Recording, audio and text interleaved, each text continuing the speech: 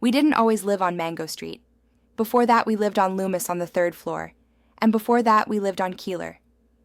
Before Keeler, it was Paulina, and before that, I can't remember. But what I remember most is moving a lot. Each time it seemed there'd be one more of us. By the time we got to Mango Street, we were 6. Mama, Papa, Carlos, Kiki, my sister Nenny, and me. The house on Mango Street is ours, and we don't have to pay rent to anybody, or share the yard with the people downstairs, or be careful not to make too much noise, and there isn't a landlord banging on the ceiling with a broom. But even so, it's not the house we'd thought we'd get. We had to leave the flat on Loomis quick.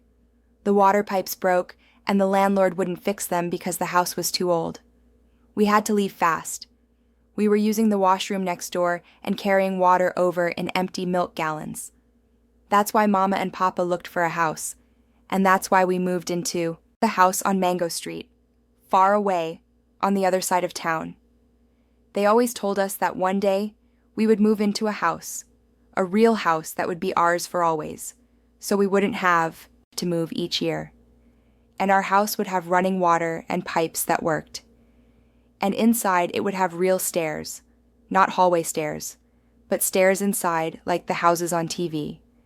And we'd have a basement and at least 3 washrooms, so when we took a bath we wouldn't have to tell everybody.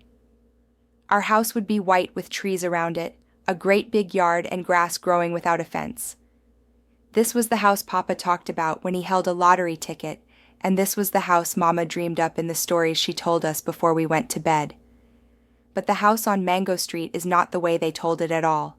It's small and red with tight steps in front and windows so small you'd think they were holding their breath.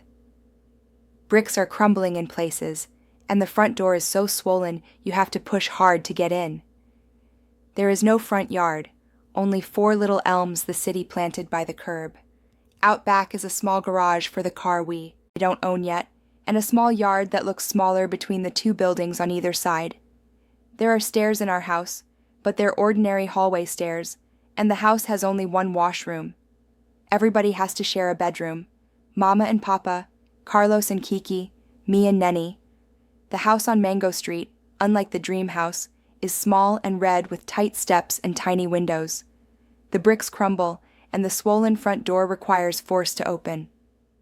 With only 1 washroom and shared bedrooms, it lacks the envisioned space and comfort. Despite being temporary, it highlights the gap between dreams and reality. Once when we were living on Loomis, a nun from my school passed by and saw me playing out front.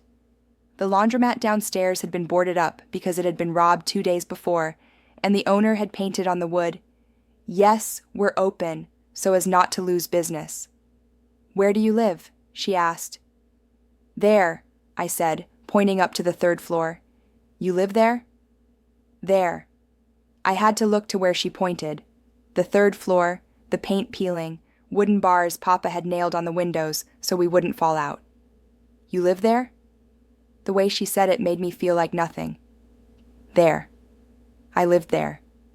I nodded. I knew then I had to have a house. A real house. One I could point to. But this isn't it. The house on Mango Street isn't it. "For the time being," Mama says. "Temporary," says Papa. "But I know how those things go."